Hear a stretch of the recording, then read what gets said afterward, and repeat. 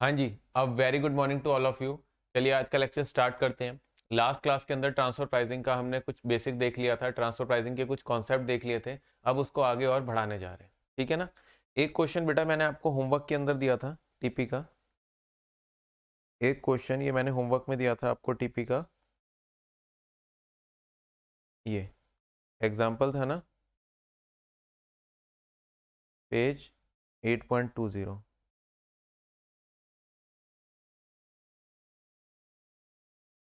ठीक है, इधर इसका ना आंसर ठीक नहीं दे रखा आपके जो स्टडी मटेरियल के अंदर। यहाँ पर जो इसका ये आंसर है ना, ये जैसे इसने निकाला हुआ है, ये इसने ठीक तरीके से नहीं निकाला हुआ।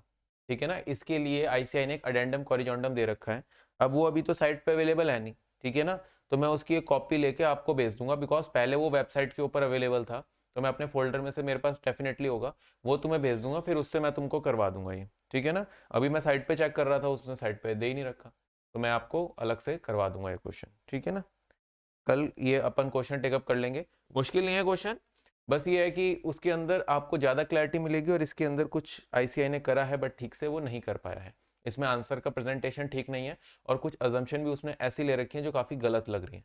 अगर अपन वो आंसर करेंगे जो कि ठीक है, अडेंडम कॉरिजोंडम में यही तो होता है, जो गलतियां वगैरह होती है उनको ठीक करा जाता है। पर आईसीआई ने कहने को न्यू स्टडी मेटेरियल बना दिया, बट इस क्वेश्चन को अपडेट नहीं करा, इस क्वेश्चन के आंसर को अपडेट नहीं करा। ठीक है जी, चलिए फिर आगे चलते हैं। आगे एक फ्रेश कॉन्सेप्ट लेकर चलते हैं। अब जैसे हम टीपी के मेथड्स देख रहे थे, ठीक है जी, टीपी के मेथड्स देख रहे थे अपन। तो टीपी के मेथड्स के अंदर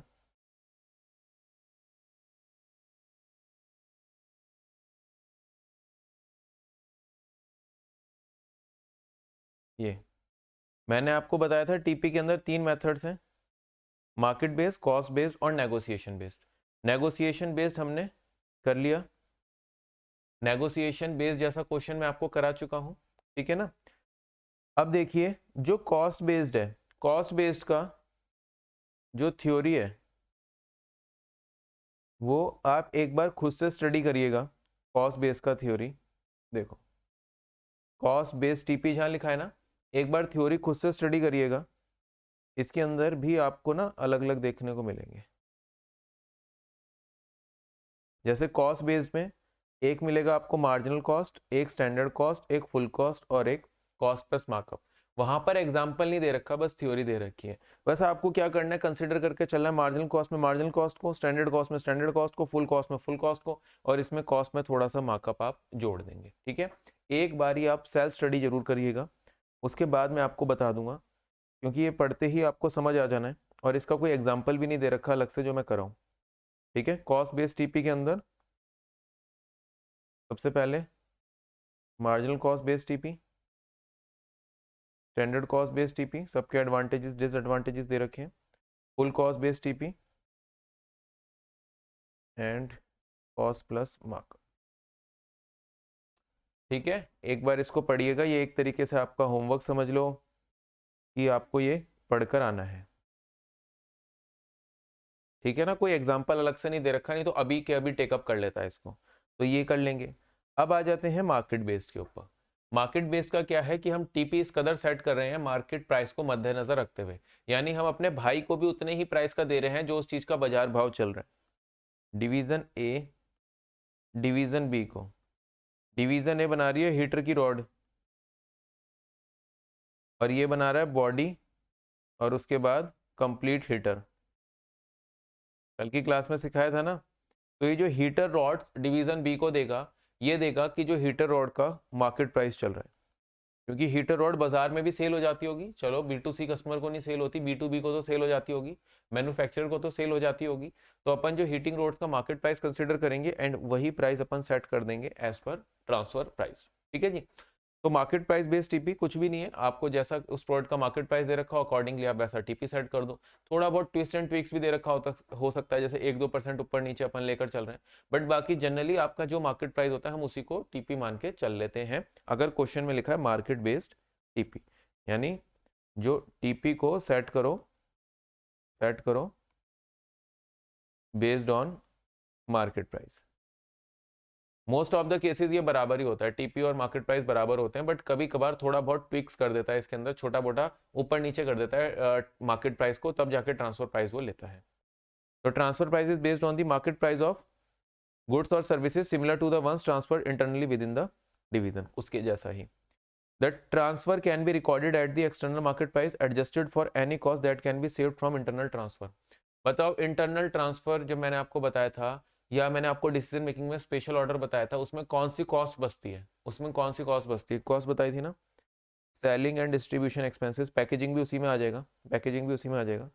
तो दिस इज द कॉस्ट जो बच जाती है हमारी। हो सकता है कुछ अलग से पैकिंग वैकिंग की कॉस्ट लगे, कुछ अदरवाइज भी लगे, ठीक है, बट अपन ये मान के चलते हैं जब भी कोई स्पेशल ऑर्डर का, स्पेशल कॉन्ट्रैक्ट का क्वेश्चन हो डिसीजन मेकिंग में, या ट्रांसफर प्राइसिंग के अंदर ट्रांसफर करने वाला क्वेश्चन हो, तो हमें ये समझना है कि जो सेलिंग एंड डिस्ट्रीब्यूशन ओवरहेड्स है वो अगर ना दे रखा हो, अनलेस अदरवाइज गिवन, तो हम कंसीडर करके नहीं चलते हैं। अगर बोल देगा लग रहे हैं तो लगा देंगे, बट अगर कुछ नहीं बोला, क्वेश्चन इज साइलेंट, तो ये एक बेसिक अजम्पशन हम लेकर चलते हैं कि सेलिंग एंड डिस्ट्रीब्यूशन ओवरहेड नहीं लगते हैं जब हम दूसरे डिवीजन को माल सप्लाई करते हैं, ठीक है ना। तो अगर आप मार्केट प्राइस कंसीडर करो, बट अगर आपको लगता है कि कुछ कॉस्ट वगैरह सेव हो रही है तो उसको आप माइनस कर दो।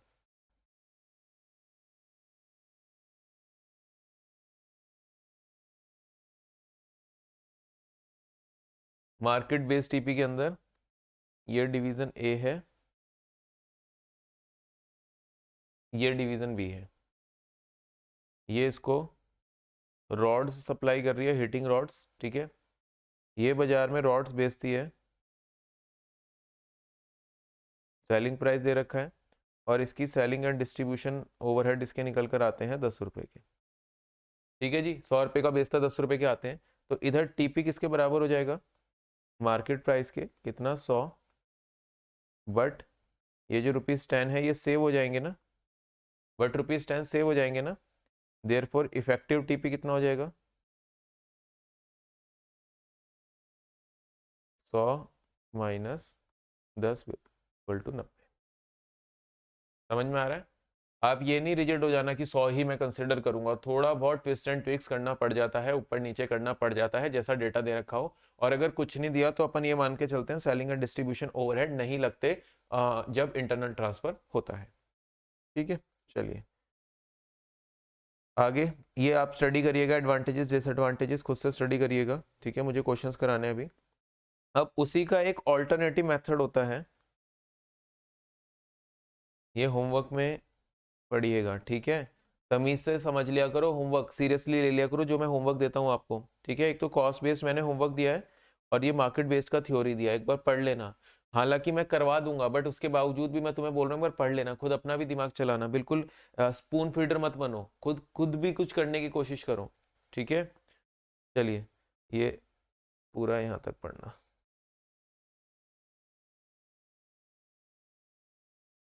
चलिए अब इसी का मार्केट प्राइस मेथड का ही एक ऑल्टरनेटिव होता है, shared profit relative to cost based TP. Shared profit related to cost method is an alternative to market price method, ठीक है ना। चलिए अब मैं आपको बता रहा हूं, ये मार्केट प्राइस मेथड होता है,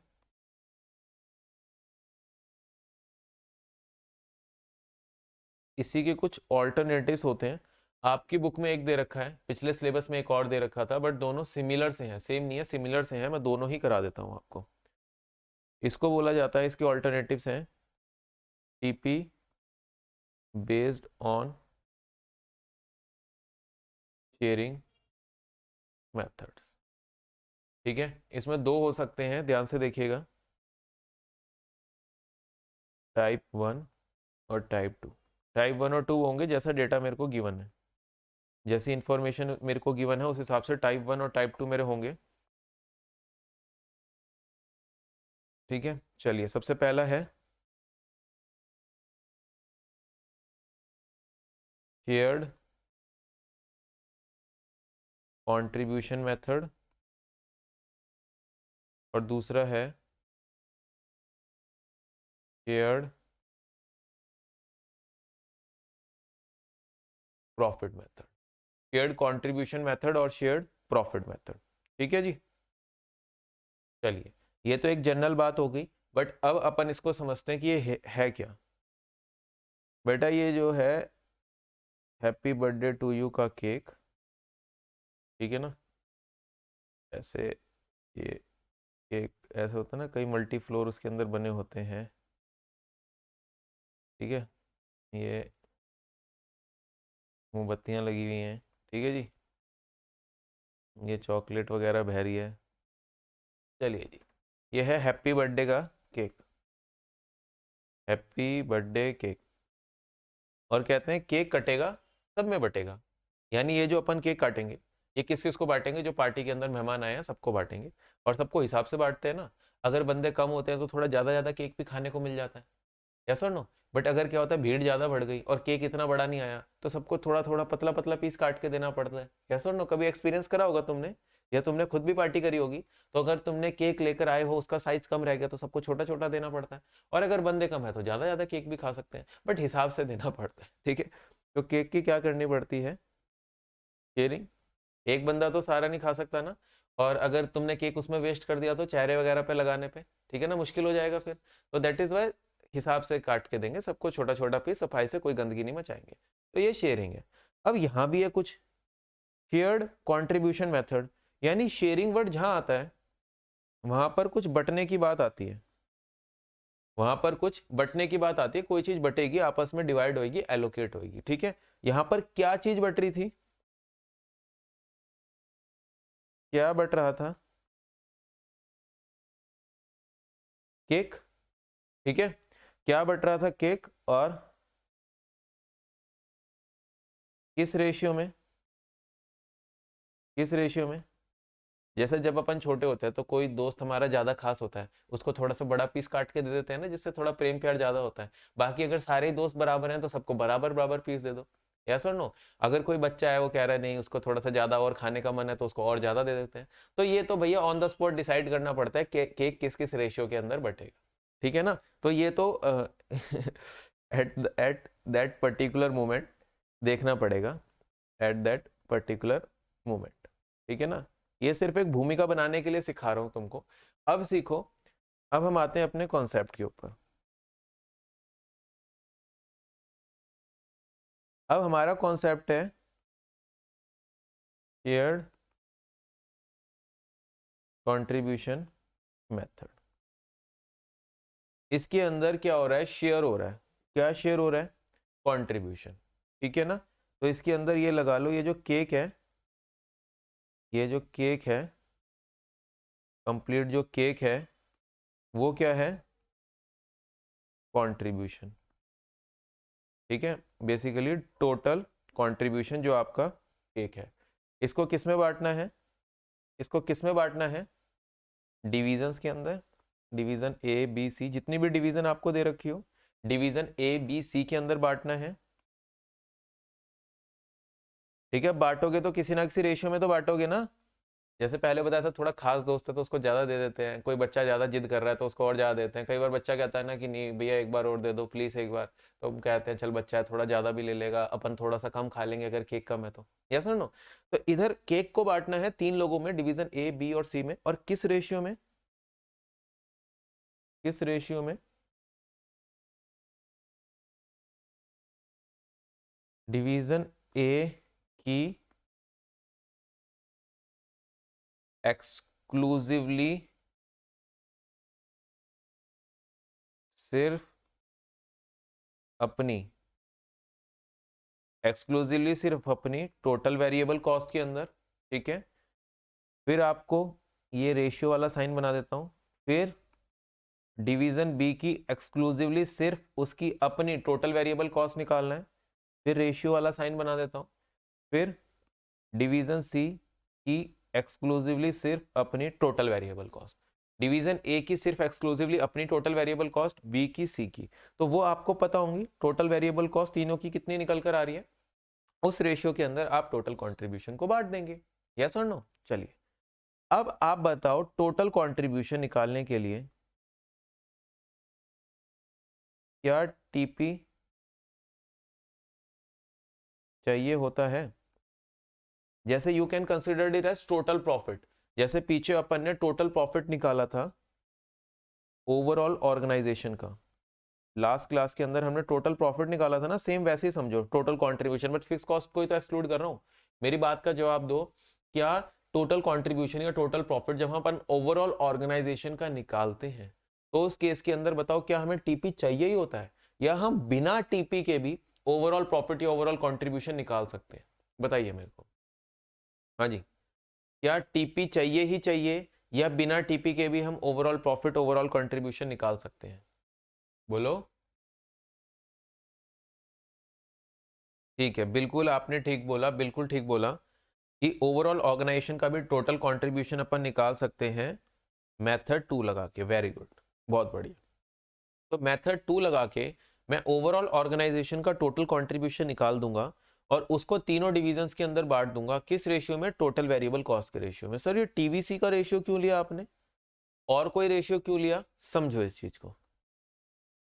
देखो, सेल्स के अंदर से वेरिएबल कॉस्ट जाता है तो कंट्रीब्यूशन आता है, ठीक है, या फिर मैं बोलूं सेल में से टोटल कॉस्ट जाता है तो प्रॉफिट आता है। तो कंट्रीब्यूशन निकालने के लिए कौन सी कॉस्ट का सहारा लेना पड़ता है? वेरिएबल कॉस्ट का। और प्रॉफिट निकालने के लिए कौन सी कॉस्ट का सहारा लेना पड़ता है? टोटल कॉस्ट का। क्लियर है? तो जब मैं पढ़ाऊंगा शेयर्ड कंट्रीब्यूशन मेथड तो इसके अंदर सहारा किसका होगा? इसमें किसका सहारा लेना पड़ेगा? टोटल वेरिएबल कॉस्ट का। और जब शेयर्ड प्रॉफिट मेथड पढ़ाऊंगा, प्रॉफिट मेथड, तो इसके अंदर किसका सहारा लेना पड़ेगा? टोटल कॉस्ट का। It's as simple as that. ठीक है ना? चलिए, ये टोटल कंट्रीब्यूशन को तीनों डिवीजन में बांट दिया। अब सर टोटल कंट्रीब्यूशन को आप तीनों डिवीजन में बांट क्यों रहे हो? ये बर्थडे पार्टी बन क्यों रही है? ये किस खुशी में बन रही है? किसका बर्थडे है? क्यों बट रहा है सबके अंदर केक? क्या क्या ओकेजन क्या है? क्या फंक्शन किस चीज का है? समझिए, इधर प्रॉब्लम क्या है, इधर प्रॉब्लम क्या है या फिर इशू क्या चल रहा है? देखो, ये डिवीजन ए है, ये डिवीजन बी है, ये डिवीजन सी है। डिवीजन ए बेचारी मेहनत करती है, उसने वेरिएबल कॉस्ट लगाया 100 रुपए का, ठीक है, और उसी प्राइस के ऊपर इसने, उसी प्राइस के ऊपर कि यार चल मेरा भाई है, उसको अपन ट्रांसफर प्राइस 100 रुपए ही दे देते हैं। ये टीपी1 निकल कर आ गया। अब इसकी अपनी वेरिएबल कॉस्ट आ रही है 80 रुपए। तो ये जो 180 रुपए इसकी कॉस्ट निकल कर आई, इसने इसी पे दे दिया कि चल भाई है, चल भाई है 180। इसकी अपनी वेरिएबल कॉस्ट निकल कर आई 20, 200 रुपए हो गया इसका यहां तक आते आते टोटल वेरिएबल कॉस्ट। और इसने एक्सटर्नल कस्टमर को सेल कर दिया 250 का। ठीक है, तो अब अच्छा ये बताओ, ये जो कंपनी ने प्रॉफिट कमाया या कंपनी ने कंट्रीब्यूशन कमाया, ओवरऑल कंपनी ने जो कंट्रीब्यूशन कमाया वो कितना कमाया? 250 माइनस 200, या मेथड 2 लगाओ सिंपली। चलो मेथड 2 लगाओ, मेथड 2 लगाओ, जिसके अंदर सिर्फ एक्सटर्नल ट्रांजैक्शंस को ही कंसीडर करना है। एक्सटर्नल ट्रांजैक्शन कौन सी है? ये अपनी वेरिएबल कॉस्ट, अपनी वेरिएबल कॉस्ट, अपनी वेरिएबल कॉस्ट, और ये बाहर वाला। ठीक है ना? ये जो ग्रीन वाला पोर्शन है खाली। चलिए, अब बताइए ओवरऑल कंपनी का कंट्रीब्यूशन कितना आ गया भैया? 250 रुपये माइनस 100 माइनस 80 माइनस 20। ठीक है, तो ये 200 250 50 रुपये। ओवरऑल कंपनी का कंट्रीब्यूशन है 50 रुपये, यानी ये क्या है? केक। ये क्या है? केक, 50 रुपये। और ये 50 रुपये अकेला कौन खा गया? ये केक पूरा कौन खा गया यार? बर्थडे पार्टी में तो तीनों आए थे। और क्या ये अच्छी बात है कि सारा का सारा केक डिवीजन सी खा गया? सारा का सारा केक कौन खा गया? डिवीजन सी। देखो यार डिवीजन ए भी बोलेगा यार मैं ही बेवकूफ रहा, 100 रुपए की चीज बना के 100 रुपए का ही दे दिया, मैंने तो कुछ प्रॉफिट भी नहीं कमाया। डिवीजन भी कहेगा मैंने तो 100 रुपए पीछे से आया, 80 रुपए अपनी वेरिएबल कॉस्ट लगाई, 180 का दे दिया अपने भाई को, और उसका भाई बिल्कुल चालबाज निकला। उसको 180 रुपए की कॉस्ट आई, अपनी कॉस्ट 20 रुपए की आई, 200 रुपए कॉस्ट आई, उसने 250 का बेच दिया। और उसका भाई ना डिवीजन सी अब ऐसा शो कर रहा है बोर्ड ऑफ डायरेक्टर के आगे या सीएफओ के आगे कि भाई सारी मेहनत मेरी है, देखो कंपनी के अंदर 50 रुपए का प्रॉफिट लेकर आया हूँ डिवीजन सी। और ऐसा दिखाएगा डिवीजन ए और डिवीजन बी ने तो कुछ भी अच्छा नहीं करा, डिवीजन सी लालचीपना दिखाएगा, डिवीजन सी सारा का सारा इंसेंटिव लेकर जाएगा, डिवीजन सी इस पूरे के पूरे जो केक का ना पूरे के पूरे कंट्रीब्यूशन का सारा क्रेडिट खुद ले लेगा, सारा खुद खा जाएगा ये। आप बताओ ये भाइयों बहनों बताओ ये नाइंसाफी है कि नहीं है? नाइंसाफी है कि नहीं है? ये जो केक है 50 रुपए का, क्या तुम्हें लगता है सिर्फ डिवीजन सी की ही एक्सक्लूसिव मेहनत थी, या डिवीजन सी की ही एक्सक्लूसिव मेहनत थी इस पूरे के पूरे केक के अंदर? आप मेरे को बताओ, क्या ये पूरा केक डिवीजन सी खा जाए या पूरे कंट्रीब्यूशन का बेनिफिट सिर्फ आप डिवीजन सी को दे दो? क्या ये न्याय है या अन्याय है? सारा का सारा केक डिवीजन सी खा जाए, ये न्याय है या अन्याय है? बताइए क्या करना चाहिए?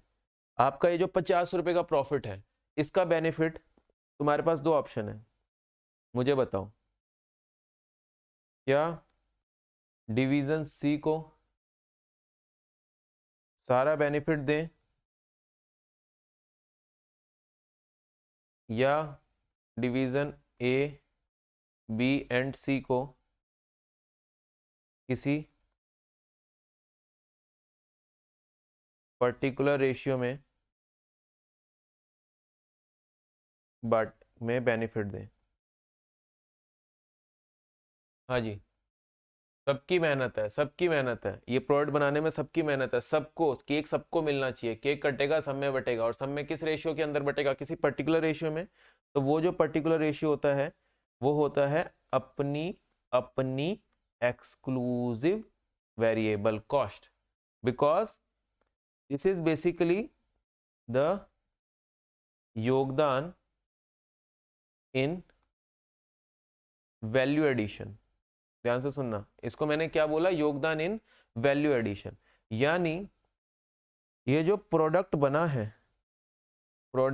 है, ठीक है ना, इसके अंदर योगदान डिवीजन ए का रहा, बी का रहा, सी का रहा। कितना कितना योगदान रहा? 100 का, 80 का और 20 का। 100 का, 80 का और 20 का, इन तीनों का इतना इतना योगदान रहा प्रोडक्ट बनने के अंदर, ठीक है।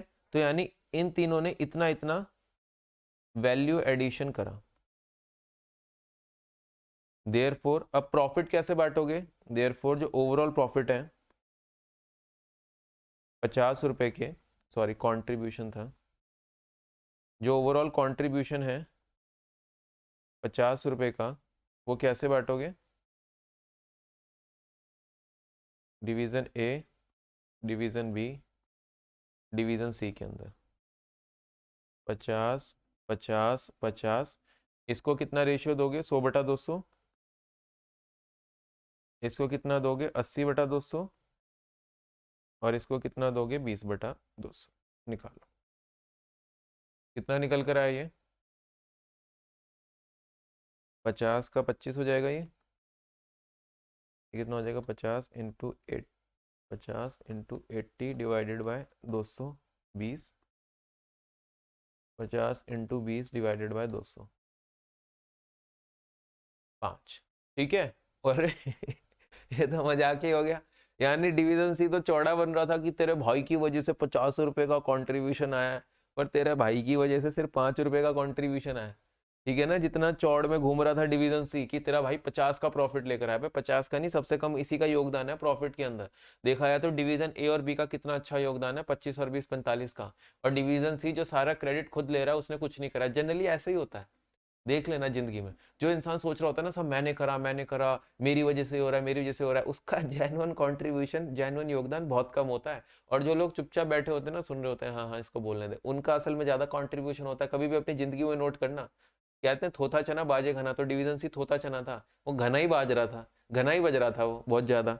और उसका जेन्युइनली 50 रुपए का कंट्रीब्यूशन नहीं था, उसका 5 रुपए का कंट्रीब्यूशन था। और इससे जब केक सब में बटा तो पिक्चर सही से क्लियर हुई कि डिवीजन ए का सबसे ज्यादा कंट्रीब्यूशन है, फिर बी का, फिर सी का। अब ध्यान रखना एक पर्टिकुलर चीज बेटा, इसके अंदर ना अपनी अपनी वेरिएबल कॉस्ट लेनी है, अपनी अपनी एक्सक्लूसिव वेरिएबल कॉस्ट लेनी है। क्यों अपनी अपनी क्यों लेनी है? बिकॉज यदि तुम टीपी को भी जोड़ दोगे तो डिवीजन ए का आएगा 100, बी का आएगा 180 और सी का आएगा 200। तो बी को ना ए का भी बेनिफिट मिल जाएगा। अगर तुमने रेशियो ये रख दिया, जो मिस्टेक आप कर सकते हो, अगर आपने रेशियो ये रख दिया 100, 180 और 200, 100, 180 और 200, ठीक है, तो डिवीजन ए का जो बेनिफिट था वो बी को मिल गया, डिवीजन बी को डिवीजन ए का बेनिफिट मिल गया,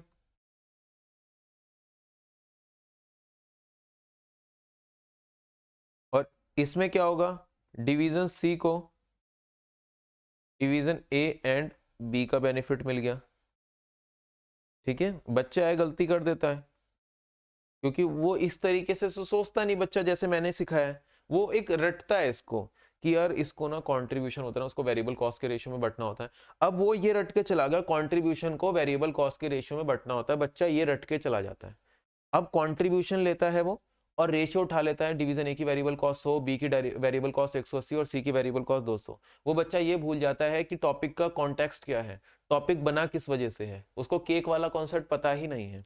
ठीक है ना, तो ये मिस्टेक मत कर देना गलती से भी। ठीक है जी, तो सर इतनी महाभारत तो करवा दिया आपने, बट इसके अंदर ना आप ये भूल गए कि ये ट्रांसफर प्राइसिंग का मेथड है। और अगर ये ट्रांसफर प्राइसिंग मेथड है, ट्रांसफर प्राइसिंग का मतलब मार्केट प्राइस मेथड का एक ऑल्टरनेटिव है, तो ट्रांसफर प्राइस तो निकालना सिखाओ यार। ट्रांसफर प्राइस कैसे निकलेगा? अभी सिखा देता हूँ यार, नाराज क्यों हो रहे हो, अभी सिखा देता हूँ। तो ये जितनी भी हमने महाभारत पढ़ी है, अब इसका फाइनल कंक्लूजन क्या है? Transfer price based on shared contribution method. ठीक है, अब ये तो मैंने आपको बता दिया। अब देखो transfer price based on shared contribution method कैसे निकलेगा। अब आपको ये ऊपर जो दिया था ये अपने दिमाग में रखना है ये चीज। अब आपको सिर्फ फाइनल चीज सिखा रहा हूँ। देखो सबसे पहले स्टेप नंबर 1 के अंदर आपने निकाला ओवरऑल कंट्रीब्यूशन, स्टेप नंबर 1 में आपने निकाला ओवरऑल कंट्रीब्यूशन, और ये निकला बेटा जी मेथड नंबर 2 के हिसाब से। ठीक है, फिर स्टेप नंबर 2 के अंदर तुमने ओवरऑल कंट्रीब्यूशन को निकाला, फिर उसको किस में बांटा, इसको डिवीजन डिवीजन ओवर, एक तो ओवरऑल कंट्रीब्यूशन निकाल दिया, अब इसको उनके अपनी अपनी रिस्पेक्टिव जो टोटल वेरिएबल कॉस्ट आएगी उसमें बांट दिया तुमने। स्टेप 2 के अंदर क्या करा, ओवरऑल कंट्रीब्यूशन को ऐसे कर देता हूँ, ओवरऑल कंट्रीब्यूशन को ये बांट दिया डिवीजंस की एक्सक्लूसिव रिस्पेक्टिव अपनी अपनी टोटल वेरिएबल कॉस्ट में। ठीक है, और स्टेप नंबर 3 जो होता है वो होता है ट्रांसफर प्राइस। अब ट्रांसफर प्राइस कैसे निकलेगा? ठीक है, ट्रांसफर प्राइस कैसे निकलेगा, देखो टीपी ऐसे निकलेगा बेटा, डिवीजन ए है, बी है और सी है। ठीक है, ये इसको माल सप्लाई कर रहा है, ये इसको माल सप्लाई कर रहा है, तो कितने ट्रांसफर प्राइस निकलेंगे? 2। ठीक है ना, बच्चे की ना कई बार गलती हो जाती है, उसको लगता है जितनी डिवीजन उतने टीपी। ये कितनी वाहियात अजम्पशन है जो बच्चे के दिमाग में होती है। कभी कभी मैंने देखा है कि सर 3 डिवीजन है 3 टीपी निकलेंगे, ऐसा कुछ नहीं है भाई। डिवीजन का टीपी से कोई लेना देना नहीं है, जितने डिवीजन उतने टीपी बहुत रॉन्ग कॉन्सेप्ट है। जबकि ये होना चाहिए आपको कि जितने ट्रांसफर होते हैं ना उतने टीपी होते हैं। इधर ट्रांसफर कितना हो रहा है, कितनी बार हो रहा है? 2 बार हो रहा है। इधर ट्रांसफर जो अपन लेकर चले थे, देखो 2 बार ट्रांसफर हो रहा है तो 2 टीपी निकलेंगे। गलती से भी 3 टीपी मत निकाल देना, जितनी बार ट्रांसफर होता है उतने टीपी, तो 2 टीपी निकलेंगे। डन। अब टीपी क्या होता है? एक तरह का प्राइस होता है, और प्राइस कैसे निकलता है? TP is like a price, और प्राइस कैसे निकलता है? प्राइस निकलता है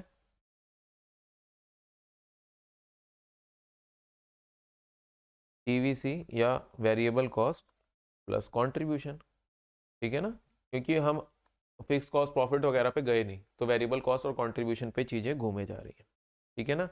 चलिए अब डिवीज़न ए की अपनी वेरिएबल कॉस्ट कितना आ गया,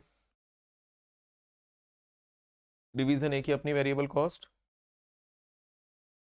कितनी कितनी थी इनकी, 100, 80 और 20, तीनों की लिख देता हूँ, 100, 80 और 20, ठीक है, ये हो गया।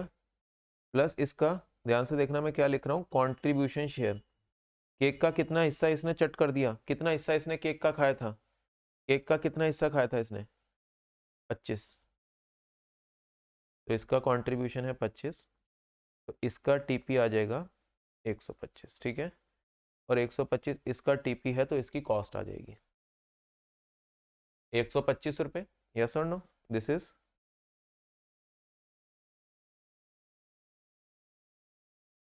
टीपी 1।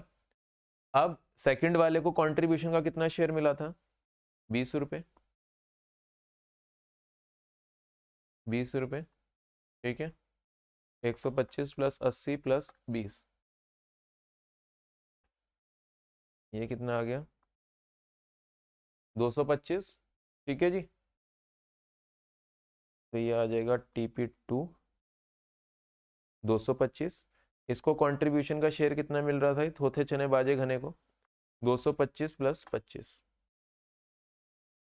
250, कोई दिक्कत, 125, 225, 250, और ये किसको बेच रहा था, एक्सटर्नल कस्टमर को, ठीक है ना, ये सेलिंग प्राइस था ना, 250 इज द सेलिंग प्राइस,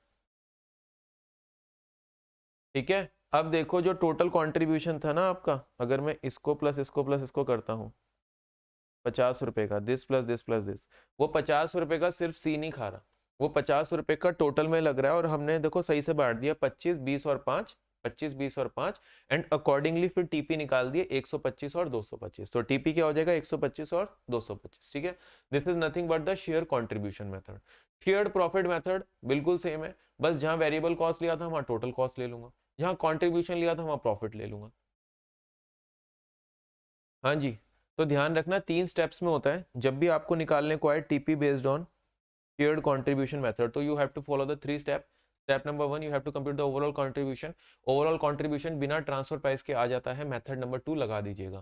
फिर सेकंड स्टेप में जो ये ओवरऑल कंट्रीब्यूशन है, इसको बांट दीजिएगा डिवीजन वाइज उनकी अपनी अपनी respective variable respective total variable cost के अंदर। एंड स्टेप नंबर 3 में ट्रांसफर प्राइस निकाल दीजिएगा। ट्रांसफर प्राइस कैसे निकलता है,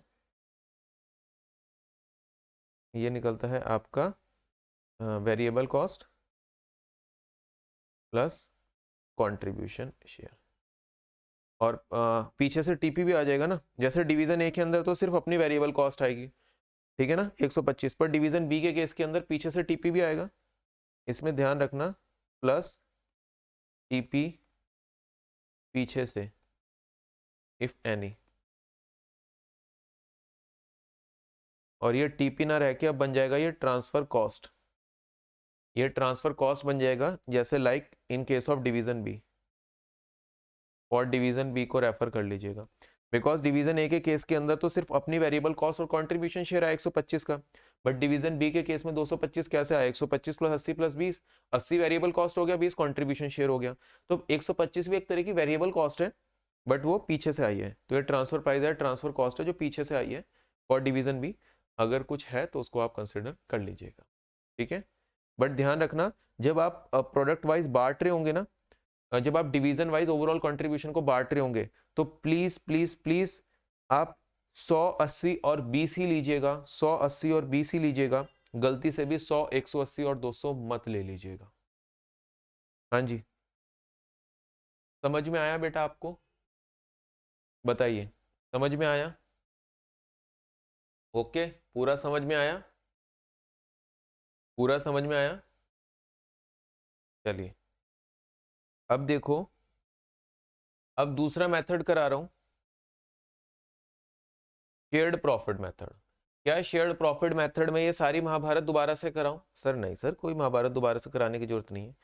शेयर्ड प्रॉफिट मेथड के जहां जहां, बस ध्यान रखना, जहां जहां तुमने कंट्रीब्यूशन लिया था पीछे, जहां जहां कंट्रीब्यूशन लिया था वहां वहां अब प्रॉफिट ले लो, और जहां जहां तुमने टोटल वेरिएबल कॉस्ट लिया था वहां वहां टोटल कॉस्ट ले लो। शेयर्ड प्रॉफिट मेथड में इतना सा होता है, जैसे शेयर्ड कंट्रीब्यूशन मेथड में कंट्रीब्यूशन सोचते हैं, इधर प्रॉफिट सोच लो, उधर टीवीसी सोचते हैं, इधर टोटल कॉस्ट सोच लो, ठीक है ना। जैसे अब केक कटेगा सब में बटेगा, शेयर्ड कंट्रीब्यूशन मेथड है तो यहाँ पर शेयर्ड प्रॉफिट मेथड हो जाएगा। अब प्रॉफिट कैसे निकलता है, वेरिएबल कॉस्ट को माइनस करके या टोटल कॉस्ट को माइनस करके? सर टोटल कॉस्ट को माइनस करके। तो ये जो टोटल कंट्रीब्यूशन है ये टोटल प्रॉफिट है, इसको बांट दो प्रोडक्ट वाइज, सिर्फ अपनी अपनी एक्सक्लूसिव से, सिर्फ अपनी अपनी टोटल कॉस्ट के अंदर, ठीक है ना, टोटल कॉस्ट के अंदर ये वाला मेथड यूज करो, sale minus total cost is equal to profit. Profit को बांटने के लिए टोटल कॉस्ट का सहारा लो। चलिए, अब ये जो वेरिएबल कॉस्ट है इसको मान लो कि ये वेरिएबल कॉस्ट ना होके ये टोटल कॉस्ट है 100, और उसके बाद फिर 80 और उसके बाद 20, इसको वेरिएबल कॉस्ट ना मान कर टोटल कॉस्ट मान लो, ठीक है ना। तो ये जो आपका ओवरऑल कंपनी का जो कंट्रीब्यूशन है, कंट्रीब्यूशन ना मान के इसको प्रॉफिट मान लो, ठीक है। अब ये डिवीजन सी को सारा बेनिफिट नहीं देंगे, डिवीजन ए बी सी को बेनिफिट देंगे, किस रेशियो में, उनकी अपनी अपनी टोटल कॉस्ट के रेशियो में, क्योंकि टोटल कॉस्ट इज व्हाट, जिसके अंदर उन्होंने योगदान दिया है। अब प्रोडक्ट बन रहा है डिवीजन ए बी सी, तीनों वैल्यू एडिशन कर रहे हैं, तो ये जो टोटल प्रॉफिट अब 50 का हो गया, इन तीनों के अंदर बांट देंगे on the basis of their respective अपनी अपनी एक्सक्लूसिव टोटल कॉस्ट, ठीक है। तो 180 200 का रेशियो मत ले लीजिएगा। अब TP based on shared profit method, overall profit as per method 2, division की एक्सक्लूसिवली रिस्पेक्टिव अपनी अपनी टोटल कॉस्ट, क्लियर है। ट्रांसफर प्राइस क्या आएगा, अब प्राइस इसके अंदर आप टोटल कॉस्ट लो, उसकी जितनी आ रही है, कंट्रीब्यूशन की जगह प्रॉफिट शेयर हो जाएगा, और ये तो सेम रहेगा, ट्रांसफर प्राइस जितना पीछे से आ रहा है, जो ट्रांसफर कॉस्ट पीछे से आ रही है, ठीक है। चलो डिवीजन ए बी ये हो गया, TP1 TP2, प्राइस कैसे आएगा, total cost plus profit, total cost plus profit, तो अपनी वेरिएबल कॉस्ट की जगह अपनी टोटल कॉस्ट, कंट्रीब्यूशन शेयर की जगह प्रॉफिट शेयर, और इससे आपका टीपी निकल कर आ जाएगा। समझ में आया शेयर्ड प्रॉफिट मेथड, या शेयर्ड प्रॉफिट मेथड दोबारा से एक अलग एग्जांपल लेके कराऊं? शेयर्ड प्रॉफिट मेथड समझ में आ गया या एक दूसरा एग्जांपल लेके कराऊं, मुझे बस इतना क्लियर कर दीजिए। हाँ जी बताइए, क्या थोड़ा मन में है शेयर्ड प्रॉफिट मेथड अलग से एग्जांपल लेके कराऊं, या शेयर्ड कंट्रीब्यूशन मेथड ही चल जाएगा? आ गया, ठीक है जी।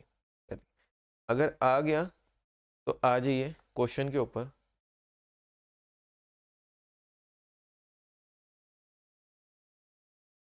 ठीक है, ये है एग्जाम्पल है, देखो बुक के अंदर ना आपको शेयर्ड कॉस्ट मेथड दे रखा है, shared profit relative to cost method, ठीक है। बट पिछले जो ओल्ड सिलेबस था उसके अंदर शेयर्ड कंट्रीब्यूशन मेथड भी था, उसमें दोनों थे, उसमें shared contribution related two variable cost method था। ये प्रॉफिट की जगह क्या था, कंट्रीब्यूशन, और कॉस्ट की जगह मतलब टोटल कॉस्ट की जगह क्या था, वेरिएबल कॉस्ट। ये कॉस्ट कौन सी है, ये कॉस्ट टोटल कॉस्ट है, ये कॉस्ट जो है ये टोटल कॉस्ट दे रखी है आपको, ठीक है ना। तो शेयर्ड प्रॉफिट मेथड में प्रॉफिट को बांटते हैं टोटल अलग अलग डिविजन्स के अपनी अपनी कॉस्ट के बेसिस पे, और शेयर्ड कंट्रीब्यूशन में पूरी कंपनी के कंट्रीब्यूशन को बांटते हैं डिवीजन वाइज अपनी अपनी वेरिएबल कॉस्ट के रेशियो में।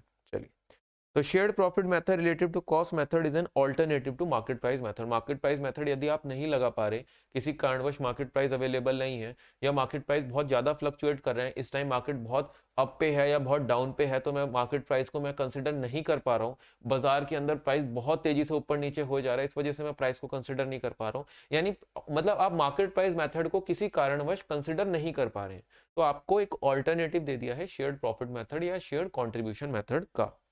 कॉस्ट इनकट बाय डिवीजन के इंडिकेट, जिस डिवीजन ने जितनी कॉस्ट इंडिकेट करी है वो क्या शो कर रहा है, the value it has added to the product cost, जितना इसने वैल्यू एडिशन करा है प्रोडक्ट कॉस्ट के अंदर, that is finally used to arrive at the selling price of the final product. वो पूरा फाइनल मतलब सेलिंग प्राइस जो बनेगा उसके अंदर सिर्फ डिवीजन सी की ही कॉस्ट है क्या, उसमें बी का भी योगदान है, ए का भी योगदान है, तीनों का कितना कितना योगदान है, जितनी तीनों की अपनी अपनी टोटल कॉस्ट है। The primary advantage of this method is that it allocate profit based on proportion of value addition to the product in terms of cost. Means cake कटेगा सब में बटेगा, और किस रेशियो में बटेगा, जिसने जितना वैल्यू एडिशन कराओ, जो जितना करीबी दोस्त होगा मैं उसको उतना ज्यादा बड़ा पीस दूंगा, जो मेरा ऐसे ही होगा कि चल थोड़ा सा फालतू में बंदा आ गया अब खिलाना तो पड़ेगा केक, उसको थोड़ा छोटा पीस भी दे देंगे। समझ रहे हो? तो जिस प्रोडक्ट ने, जिस डिवीजन ने जितना ज्यादा वैल्यू एडिशन करा होगा उसको उतना ज्यादा प्रॉफिट्स मिलेंगे, जिसने कम करा होगा उसको कम मिलेंगे। तो ये प्रॉफिट्स को एलोकेट करता है, प्रॉफिट को एलोकेट करता है। क्या बराबर बराबर करता है? बराबर बराबर करता है? नहीं। बराबर बराबर करता है? नहीं। ये उस रेशियो में करता है, किस रेशियो में करता है? जैसा जिसने वैल्यू एडिशन करा है। और वैल्यू एडिशन को हम नापते कैसे हैं? वैल्यू एडिशन को हम नापते कैसे हैं? अपनी अपनी अपनी अपनी रिस्पेक्टिव एक्सक्लूसिवली टोटल कॉस्ट। ठीक है ना? डिवीजन की अपनी अपनी रिस्पेक्टिव एक्सक्लूसिवली टोटल कॉस्ट। चलिए, market price and shared contribution method. चलिए जी, market price and shared contribution method. अच्छा, कंट्रीब्यूशन मेथड दे रखा है, बट यहाँ तो तूने टोटल कॉस्ट दे रखा है। चलो दे दिया तो समझ लेते हैं, पर ये चीज थोड़ी सी अजीब नहीं लगी? इधर लिखा है मार्केट, एग्जाम्पल में लिखा है market price and shared contribution method लिख दिया बेटा, देख शेयर्ड कंट्रीब्यूशन मेथड, और तेरे को यहाँ पर टोटल कॉस्ट दे रखा है। ठीक है ना? ठीक है ना? अब देखो मेथड 1 में शेयर्ड प्रॉफिट बोल रहा है रिलेटेड टू कॉस्ट मेथड। ठीक है, फिर मार्केट प्राइस, तो ये ना इसको चेंज कर देना थोड़ा सा, ये भावुकता में लिख दिया है, भावुकता में लिख दिया है।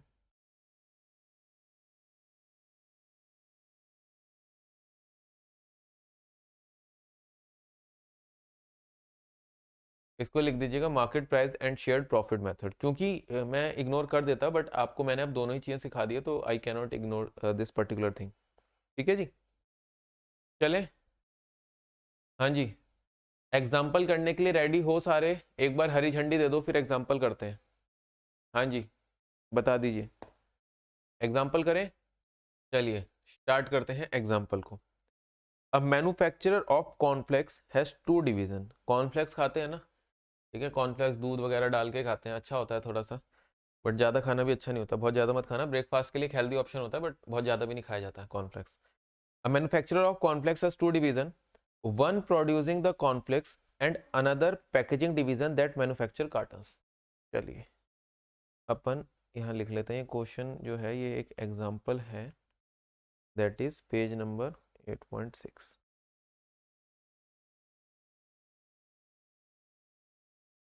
एक कंपनी है जो क्या बना रही है, a manufacturer of cornflakes has 2 division. एक मैन्युफैक्चरर है कॉर्नफ्लेक्स का, उसकी 2 डिवीजन है। ठीक है, एक डिवीजन क्या कर रही है? कॉर्नफ्लेक्स बना रही है। एक डिवीजन क्या मैन्युफैक्चर कर रही है? कॉर्नफ्लेक्स। सर यहाँ क्यों लिख रहे हो? क्योंकि ना उल्टा है, भी पता चल जाएगा। And another packaging division that manufacture carton, तो ये दूसरी है पैकेजिंग डिवीजन। ठीक है, ये वन क्या कर रही है? कॉर्नफ्लेक्स को प्रोड्यूस कर रही है। सेकंड क्या कर रही है? पैकेजिंग डिवीजन है, वो कार्टन्स बना रही है, मैन्युफैक्चरिंग कार्टन्स। ठीक है, तो इसको अपन बोल देंगे अब से कॉर्नफ्लेक्स डिवीजन। ये हो गई कॉर्नफ्लेक्स डिवीजन, ये कॉर्नफ्लेक्स मैन्युफैक्चर कर रही है, वो पैकेजिंग डिवीजन वो कार्टन्स बना रही है। ठीक है ना? बड़े बड़े कार्टन्स आपने देखे होंगे, हल्दीराम वगैरह के बड़े बड़े कार्टन्स आते हैं। अपन तो पैकेट ही खाते हैं, बट जो होलसेल डीलर मंगाते हैं बल्क में सामान, तो बड़े बड़े कार्टन्स के अंदर आता है वो। ठीक है, और मैं मैन्युफैक्चरर हूँ, तो मैं सिंगल यूनिट तो बेचूंगा नहीं, कॉर्नफ्लेक्स का एक एक पैकेट तो बेचूंगा नहीं, पूरे के पूरे बड़े बड़े कार्टन्स ही जाएंगे मेरे पास से। The production division purchases all the cottons from the packaging division. ये जो प्रोडक्शन हो रहा है कॉर्नफ्लेक्स का, ये सारे के सारे कार्टन पैकेजिंग से ले रही है, यानी बढ़िया है। ठीक है, यानी अभी पढ़ के मुझे ये लग रहा है कि जो एक्सटर्नल सप्लायर से आप जो कार्टन्स है वो नहीं ले रहे हो, क्योंकि इसने बोला है कि पैकेजिंग वाले डिवीजन से ही अपन सारे के सारे कार्टन्स ले रहे हैं। आप चाहते तो ना कॉर्नफ्लेक्स डिवीजन यहाँ बना देते और पैकेजिंग डिवीजन वहां बना देते, फिर थोड़ा उल्टा एरो पड़ता, ठीक है ना, वैसे भी कर सकते थे, कोई दिक्कत नहीं थी, बट थोड़ा ऐसा होता है ना यहाँ से वहां एरो जाता है तो समझाने में इजी लग जाता है, क्योंकि सभी क्वेश्चन एक स्टैंडर्ड फॉर्मेट में हो जाते हैं। फिर cost of carton from outside vendor would be, अच्छा जी, the production produce all the carton from packaging, but the cost of carton बता रखा है फ्रॉम, अगर outside external vendor external supplier से खरीदते हैं तो क्या आएगा, 5,000 कार्टन खरीदता है तो 77,000 आएंगे, 8,000 कार्टन खरीदता है तो 95,000 आएंगे।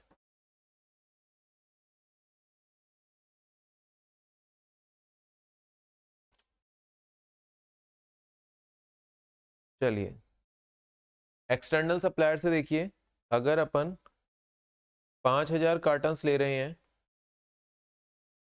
तो कितने का बढ़ रहा है, 77,000 का, ये है 8,000 कार्टन 95,000 का,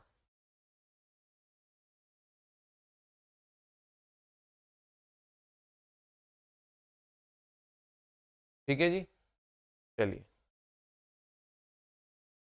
production cost incurred by packaging division for similar volume of operation, ये सिमिलर वॉल्यूम ऑफ ऑपरेशन है ना, ये वॉल्यूम ऑफ ऑपरेशन है ना, कितने वॉल्यूम पे काम कर रहे हो, तो प्रोडक्शन कॉस्ट ये किसके द्वारा लग रही है, बाय पैकेजिंग डिवीजन, यानी अगर पैकेजिंग डिवीजन वो जो कार्टन बनाता है तो उसकी क्या कॉस्ट आती है, तो पैकेजिंग डिवीजन भाई ये रहा, इसकी कॉस्ट आएगी, अगर भैया ये 5,000 कार्टन्स बनाएगा और 8,000 कार्टन्स बनाएगा, 5,000 बनाएगा तो 75 और 8,000 बनाएगा तो 80,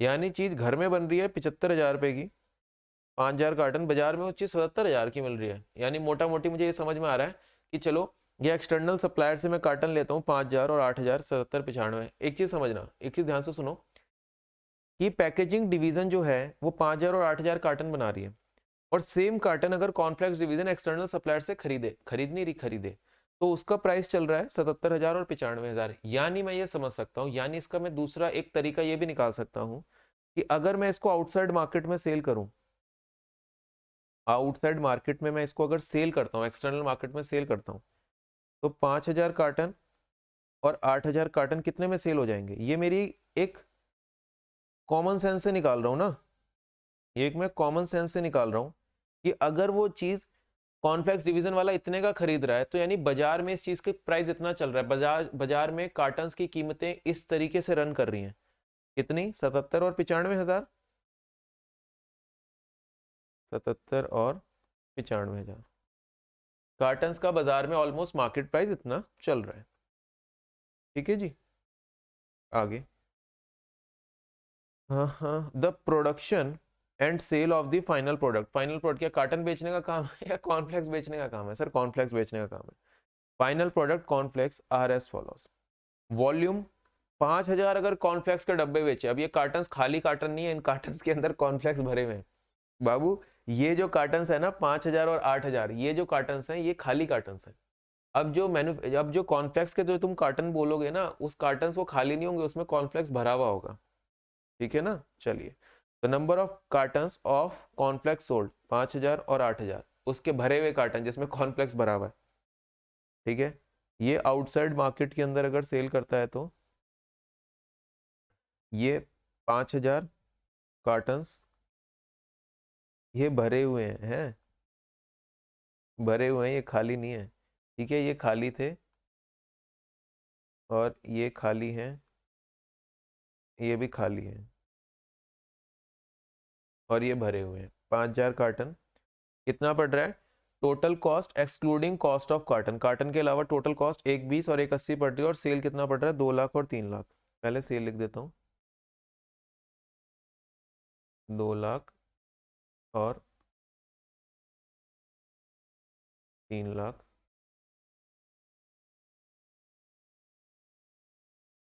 8,000 कार्टन के लिए, ठीक है ना, और इसकी प्रोडक्शन कॉस्ट कितनी आ रही है, ये जो प्रोडक्शन कॉस्ट है ये इसके अंदर ओनली कॉर्नफ्लेक्स है, ओनली कॉर्नफ्लेक्स है, इसमें कार्टन नहीं है, कार्टन नहीं है, तो 5,000 के लिए और 8000 कार्टन्स के लिए, मतलब 5000 जितना वॉल्यूम के लिए लगा लो, कार्टन्स लिख नहीं रहा, मतलब इट इज बेसिकली एक कार्टन के अंदर जितना सामान डल सकता है ना, ये एक कार्टन है, ये लगा लो एक कार्टन है, ठीक है ना। तो एक कार्टन के अंदर जितना सामान डल सकता है, सपोज करो ये इतना सामान डल सकता है, इतना सामान डल सकता है, और ये हो गया जब सामान डला हुआ है, ये कार्टन जब हो गया है सामान डला हुआ है, तो ये किसकी कॉस्ट दे रखी है, ये कॉस्ट दे रखी है इसकी, कॉर्नफ्लेक्स की, खाली डब्बे की नहीं दे रखी है और भरे हुए डब्बे की नहीं दे रखी है, उतने सामान की दे रखी है जितना सामान एक कार्टन के अंदर डल जाता है, उतने सामान को मैंने एक जगह रख दिया जितना कार्टन के अंदर वो डल जाता है, ठीक है जी। 5000 के लिए रख रहे हैं 1,20,000 और इधर 1,80,000, ठीक है ना, 1,20 और 1,80। इसमें कार्टन की कॉस्ट नहीं है, डब्बे की कॉस्ट नहीं है, ये भरे हुए डब्बे की कॉस्ट नहीं है, ये एक डब्बे के अंदर जितना सामान रख जाते हो ना, तो ऐसे 5000 जगह सामान रखा हुआ है, 5000 ऐसे बैच बना रखे हैं, आप ये लगा लो 5000 ऐसे ग्रुप्स हैं जो एक कार्टन के अंदर डल जाता है, तो 1,20,000 और 1,80,000 ये आपकी कॉस्ट आपको दे रखी है, ठीक है। चलिए, क्वेश्चन समझ में आया? क्वेश्चन के अंदर किसी भी तरह का डाउट है तो पूछ लीजिए, फिर मैं आगे प्रोसीड कर रहा हूं, क्योंकि मैं नहीं चाहता कि क्वेश्चन में कोई डाउट रह जाए। अगर क्वेश्चन समझ में आ गया तो आंसर तो यार वही है, केक जैसा आंसर है, बिल्कुल सिंपल सा। क्वेश्चन समझ आ गया, जो फिगर मैंने जहां लिखा है समझ आता है वो क्यों लिखा है, आउटसाइड मार्केट में जो सेल होता है मैं उसको नीचे लिखता हूँ, ठीक है, जो ये एक्सटर्नल सप्लायर से खरीदता है मैं कार्टन उसको ऊपर लिखता हूँ, जो डिवीजन वाइज कॉस्ट आ रही है उसको डिवीजन के पास लिखता हूँ मैं, जो डिवीजन के अंदर कॉस्ट आ रही है उसकी फैक्ट्री के अंदर। चलिए, and appropriate TP policy is being framed हो रही है as the corporate management accountant calculate the transfer pricing method based on shared profit relative to cost method. देखो, अगर मैं पेपर बनाऊंगा ना तो मैं सिर्फ शेयर्ड प्रॉफिट मेथड लिखूंगा, क्योंकि मैं ये मान के चलूंगा कि बच्चे को इतनी अकल होनी चाहिए कि शेयर्ड प्रॉफिट के अंदर जो प्रॉफिट एलोकेट होता है वो कॉस्ट के हिसाब से एलोकेट होता है। बट आईसीआई आप पे कुछ ज्यादा ही मेहरबान है, उसने इतना खोल के दे दिया, नहीं किसी बच्चे ने ना भी पढ़ा होना ये तो ट्राई कर सकता है पेपर में कि शेयर्ड प्रॉफिट, और साथ साथ ये भी लिख दिया किसके बेसिस पे, टोटल कॉस्ट के बेसिस के ऊपर, ठीक है ना। तो ये आपके लिए बहुत ही भलाई का काम कर दिया उसने। सेकंड, मार्केट प्राइस मेथड, तो अपने को टीपी निकालना है, चलो टीपी निकाल देते हैं, सबसे पहले टीपी, फिर आगे की बात आगे करेंगे। हाँ जी, ट्रांसफर प्राइस, ट्रांसफर प्राइस पहले निकालना है shared profit relative to cost method, first requirement का ये फर्स्ट पार्ट है, shared profit relative to cost method, shared profit related to cost method, ठीक है। अब इसके अंदर थोड़ा सा एक ये समस्या है कि आपको ना 5000 और 8000 दो लेवल दे दिए, तो इन दोनों को साथ में ही लेकर चलना पड़ेगा, मतलब आपसे वो जो भी चीजें मांग रहे हैं ना, आप 5000 के लिए भी निकालो 8000 के लिए भी निकालो, ठीक है ना। तो मतलब एक क्वेश्चन को जबरदस्ती का डबल कर रखा है, जबरदस्ती का डबल, एक 5000 के लिए काम करो, एक 8000 के लिए काम करो, काम बिल्कुल सेम होगा, बट दो लेवल ऑफ एक्टिविटी के लिए होगा, दो वॉल्यूम ऑफ ऑपरेशंस के लिए होगा। चलिए करते हैं। तो भैया सर जी, इसके अंदर आपने स्टेप 1 बताया था, सबसे पहले ओवरऑल प्रॉफिट निकालते हैं, सबसे पहले ओवरऑल प्रॉफिट निकालते हैं, और आपने बताया था सर ओवरऑल प्रॉफिट मेथड 2 के हिसाब से निकल जाता है, और ये पेपर में मत लिख देना overall profit as per method 2, समझ में नहीं आएगा उसको, मेथड 1 मेथड 2 उसको नहीं समझ में आने के, ये सिर्फ अपने मन में रखना, ठीक है, अपने मन में रखना है, ये डिस्क्लोज मत करना, क्योंकि उसको क्या पता मेथड नंबर 2 कौन सा सिखा रखा है मैंने आपको। चलिए, तो एक 5000 का लेवल हो जाएगा, एक 8000 का लेवल हो जाएगा, ठीक है। ओवरऑल प्रॉफिट कैसे निकलेगा, सेल्स, अब देखो ये अपन निकाल रहे हैं इसके अंदर 5000 के लेवल पे और एक 8000 के लेवल पे, आ जाइए, टोटल सेल्स कितना आएगा, अब ये कंपनी का प्रॉफिट निकालना है, पूरा कंपनी का प्रॉफिट निकालना है, ध्यान से सुन लो, ये जो मेरे को प्रॉफिट निकालना है ये ओवरऑल कंपनी का निकालना है, कंपनी का। और कंपनी अल्टीमेटली क्या बेच रही है, कंपनी कार्टन्स बेच रही है या कंपनी कॉर्नफ्लेक्स बेच रही है या कॉर्नफ्लेक्स कार्टन के डब्बे में डाल के बेच रही है। कंपनी क्या सेल कर रही है? कंपनी भरे हुए कार्टन्स को सेल कर रही है, भरे हुए कार्टन्स को। तो कंपनी का जो सेल आ जाएगा ना, वो आ जाएगा 2 लाख और 3 लाख। ठीक है, ये सेल्स किसकी है? भरे हुए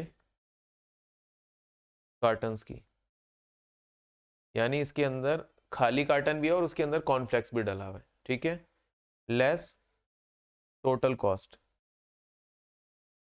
सबसे पहले किसकी ले लूं? कार्टन की ले लो, किसी की भी ले लो। खाली कार्टन की, खाली कार्टन की कॉस्ट वो कितना आ रहा है? खाली कार्टन की कॉस्ट मेरा, खाली कार्टन की जी मेरे को कॉस्ट आती है कंपनी के अंदर 75,000 रुपये और 80,000 रुपये। ठीक है ना, ये तो आउटसाइड मार्केट का है, इसको कंसिडर मत करना। 75,000 और 80,000 रुपये खाली कार्टन की जो कॉस्ट आती है।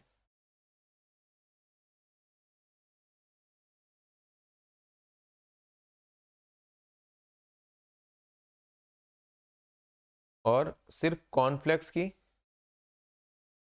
और सिर्फ कॉर्नफ्लेक्स की उसकी कॉस्ट कितने की आती है अपने को? सिर्फ कॉर्नफ्लेक्स, सिर्फ कॉर्नफ्लेक्स कार्टन ने, सिर्फ कॉर्नफ्लेक्स, 1,20 और 1,80, 1,20 और 1,80। ठीक है, कितना निकल कर आ गया ये ओवरऑल प्रॉफिट? ये ध्यान रखना, दो डिविजन्स नहीं है, ये दो अलग अलग केस हैं जिनको साथ में करके चलना पड़ेगा। 5,000 8,000 दो डिविजन्स नहीं है, दो अलग अलग केस हैं जिनको चिपका के चलना ही पड़ेगा। सिर्फ 5,000 देता है या 8,000 देता है यार, कंफ्यूज करने के लिए दे दिया। बार बार आपको दोनों चीजों का काम करना है, तो आप मान के चलो कि ये वाला पोर्शन नहीं है एक बार को। ठीक है ना, ये वाला पोर्शन नहीं है, ये भरे हुए कार्टन्स की ये। ठीक है, चलिए कितना आ गया? 2 lakh minus 20,000, 2 lakh minus 75,000 minus 1,20,000, 5,000, 3 lakh minus 80,000 minus 1,80,000, 40,000। ठीक है, अब ये ओवरऑल प्रॉफिट आ गया। अब सेकंड स्टेप में क्या करना पड़ता है? स्टेप नंबर 2 के अंदर प्रॉफिट को बांटो, ओवरऑल प्रॉफिट को डिवीजन वाइज बांटना होता है। किस रेशियो में? अपनी अपनी टोटल कॉस्ट का रेशियो। ठीक है, तो पहले ये वाला जो प्रॉफिट आया, पहला केस लो, जो 5,000 यूनिट्स का लेवल ऑफ वॉल्यूम है, उस पे जो ये ओवरऑल प्रॉफिट आया 5 का। ठीक है, ये 5,000 यूनिट्स है और ये 5,000 का जो प्रॉफिट आया, इसके अंदर कार्टन डिवीजन का शेयर कितना होगा और आपका ये दूसरा कॉर्नफ्लेक्स डिवीजन का कितना शेयर होगा? कार्टन डिवीजन का शेयर और कॉर्नफ्लेक्स डिवीजन का शेयर, ठीक है, अपनी अपनी इनकी रिस्पेक्टिव टोटल कॉस्ट के अंदर होगा। तो 5,000 5,000 इंटू इसकी अपनी टोटल कॉस्ट कितना है? अपनी अपनी 75 और इसकी 1,20, 75 1,20 और 75 और 1,20 को जोड़ता हूँ तो 1,95 आता है। ठीक है, 5,000 डिवाइडेड बाय 195 इंटू 75 कर देंगे तो ये आ जाएगा ₹1923। 120 कर दूंगा तो 3077 ले लो।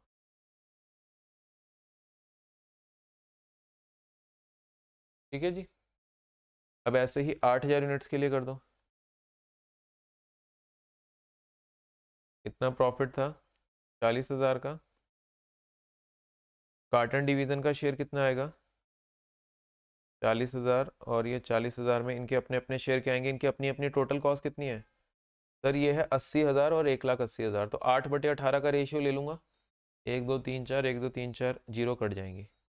8 और 18 का रेशियो, ठीक है, 8 और 18 26,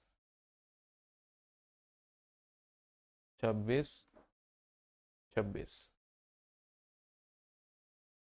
40,000 इंटू 8/26, ये आ जाएगा जी 12,308 ले लो इसको, और ये आ जाएगी 40,000 डिवाइडेड बाय 26 इंटू 18, 27,600।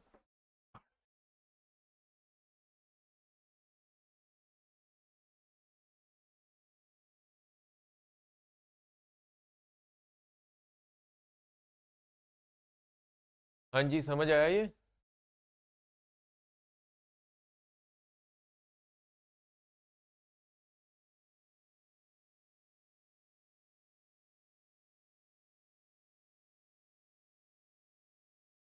समझ में आ गया?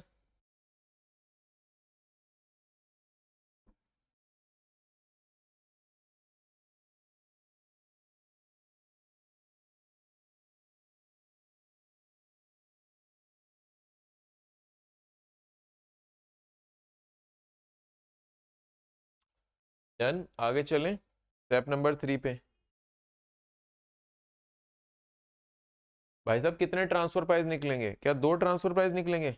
नहीं, एक ही निकलेगा खाली। जो आपका मतलब 2 लेवल ऑफ एक्टिविटी अलग है वो तो अलग बात है, बट एक जो आपका पैकेजिंग डिवीजन कार्टन डिवीजन को दे रहा है, पैकेजिंग डिवीजन वो तो कार्टन डिवीजन ही है, कॉर्नफ्लेक्स डिवीजन को जो दे रहा है, ठीक है, तो एक ही ट्रांसफर प्राइस निकलेगा, एक ही निकलेगा ट्रांसफर प्राइस, ठीक है ना। चलिए, तो ट्रांसफर प्राइस कैसे निकलेगा? इस बंदे की अपनी टोटल कॉस्ट प्लस प्रॉफिट का शेयर प्लस मैंने बताया था ट्रांसफर कॉस्ट अगर कोई पीछे से आ रही हो, पीछे से इफ एनी ट्रांसफर कॉस्ट कोई पीछे से तो आएगी नहीं। मान के चलो ना ये कॉन्फ्लेक्स डिवीजन आगे किसी और डिवीजन को देता, ये मान के चलो यहाँ कोई एक्स डिवीजन होती, तो फिर जब ये वाला TP2 निकालते हैं, तो ये वाला TP जब 2 निकालते हैं, तो यहाँ पर TP1 कंसिडर करना पड़ जाता है ना, पीछे से जो कॉस्ट आ रही, जैसे पिछले केस में आपको सिखाया था। पिछला केस थोड़ा कॉम्प्रिहेंसिव केस था, उसमें 2 डिवीजन नहीं मैंने 3 डिवीजन ले ली थी, ताकि आपको मैं ये चीज समझा पाऊँ, ठीक है। तो ये तो इस क्वेश्चन के अंदर है ही नहीं, ये चीज तो इस क्वेश्चन के अंदर है ही नहीं, ठीक है ना। चलिए, अब दोनों लेवल ऑफ एक्टिविटी पे निकालना है, एक 5,000 यूनिट्स पे, एक 8,000 यूनिट्स पे। तो अपनी टोटल कॉस्ट कितनी है? अपनी टोटल कॉस्ट कितनी है इसकी, कार्टन वाले की 75 और यहाँ पर 80,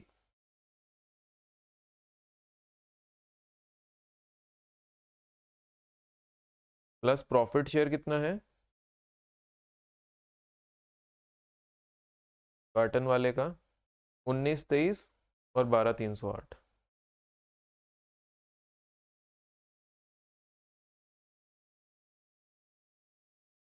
ठीक है जी,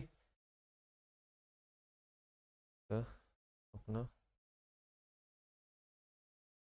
चले जी, तो इसका ये आ गया ट्रांसफर प्राइस, या इसका ट्रांसफर रिवेन्यू बोलना चाहिए। बेटा ये 2 अलग अलग केस हैं, 2 अलग अलग डिवीजन नहीं है, बच्चा करते करते कंफ्यूज हो सकता है, ये 2 अलग अलग केस हैं, 2 अलग अलग डिवीजन्स नहीं है।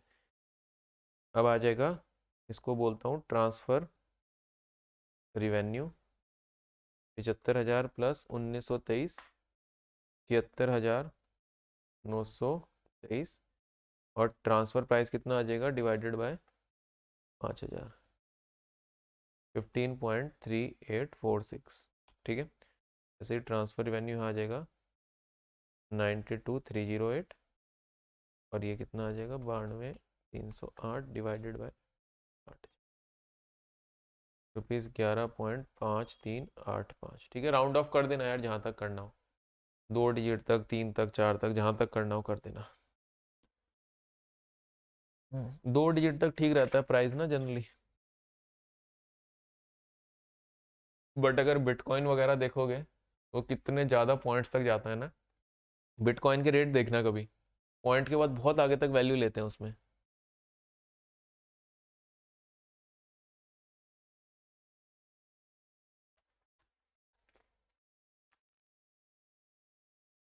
हो गया जी।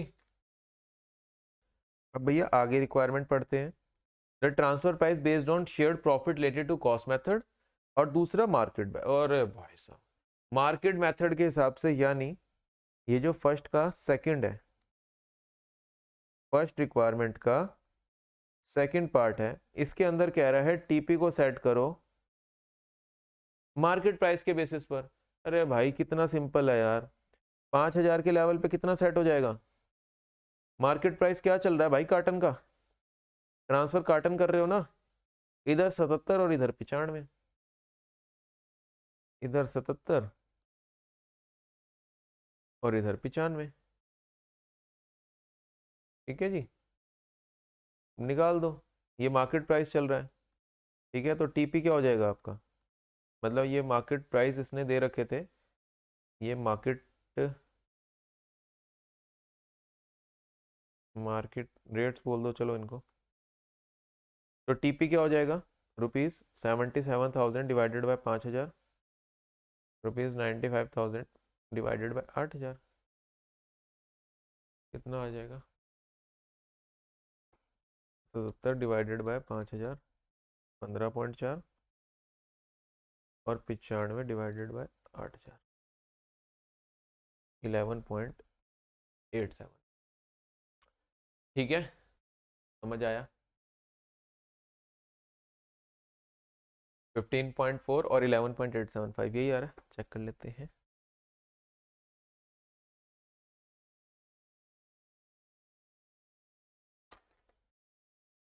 $15.4 11.88, यस 2 डिजिट तक राउंड ऑफ कर रखा है, बहुत बढ़िया।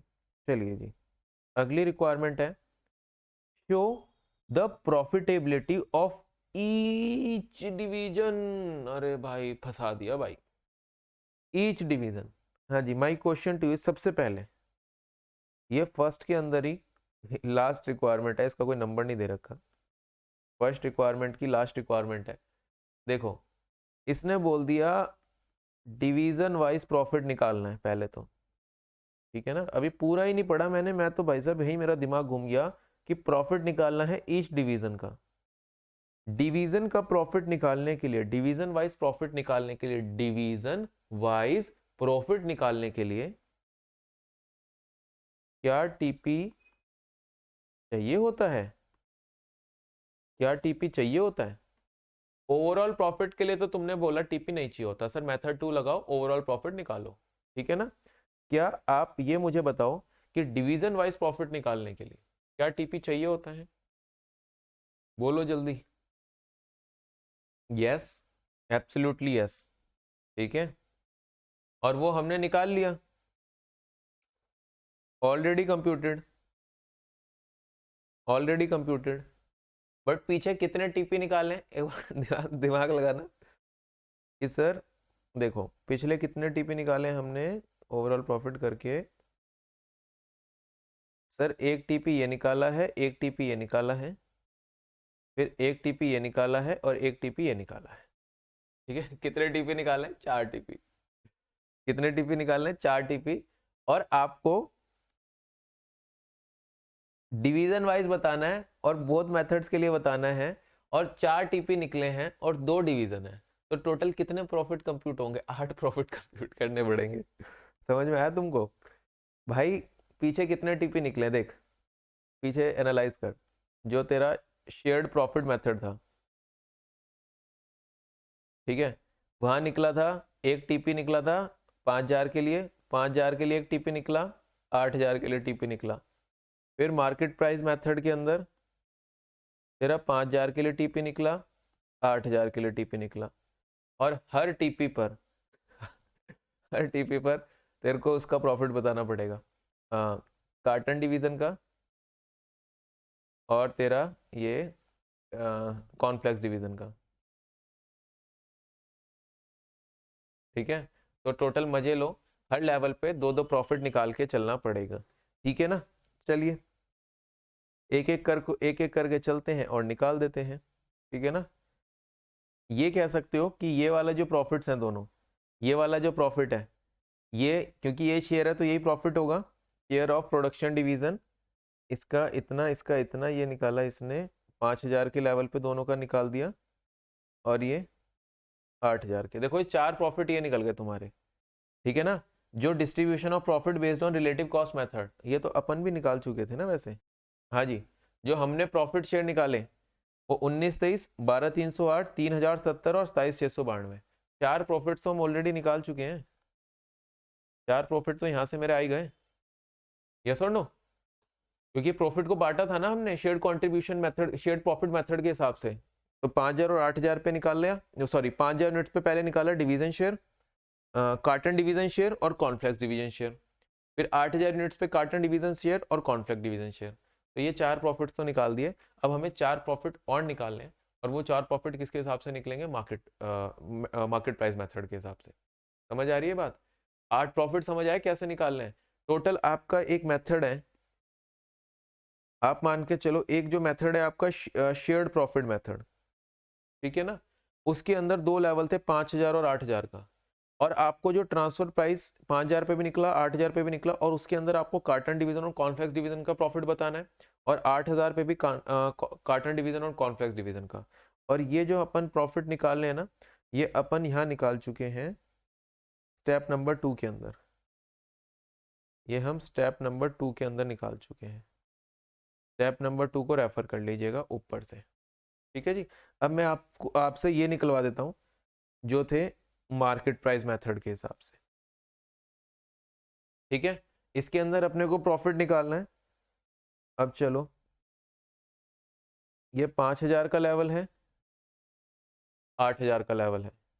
इसके अंदर मैं 2 बना देता हूं, कार्टन डिवीजन और कॉर्नफ्लेक्स डिवीजन। इस पे भी कार्टन डिवीजन और कॉर्नफ्लेक्स डिवीजन। कार्टन डिवीजन बोल लो या पैकेजिंग डिवीजन बोल लो,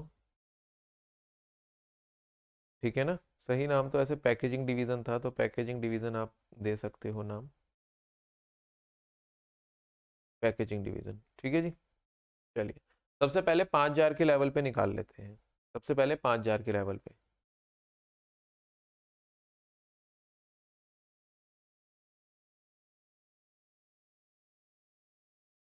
सेल्स रिवेन्यू, सेल्स रिवेन्यू क्या होगा? देखो, पैकेजिंग डिवीजन उसको माल सप्लाई करेगा, किस पे माल सप्लाई करेगा? आपका मार्केट प्राइस के बेसिस पे। तो यानी वो इसको माल सप्लाई करेगा 77,000 और 95,000 के ऊपर, 77,000 और 95,000 के ऊपर, 77,000 और 95,000 के ऊपर, ठीक है। और इसका रिवेन्यू क्या होगा कॉर्नफ्लेक्स डिवीजन का, जो ये बाजार में बेच रही है? 2 लाख और 3 लाख का, ठीक है, 2 लाख और 3 लाख का।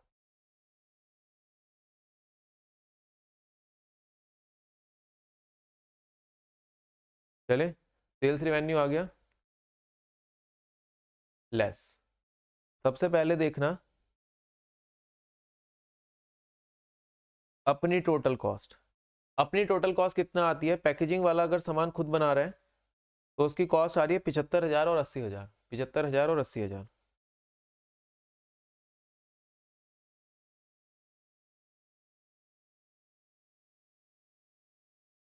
और कॉर्नफ्लेक्स वाला जो कॉर्नफ्लेक्स बना रहा है, सिर्फ कॉर्नफ्लेक्स की कॉस्ट, सिर्फ कॉर्नफ्लेक्स की कॉस्ट कितना आ रहा है? 1,20 और 1,80।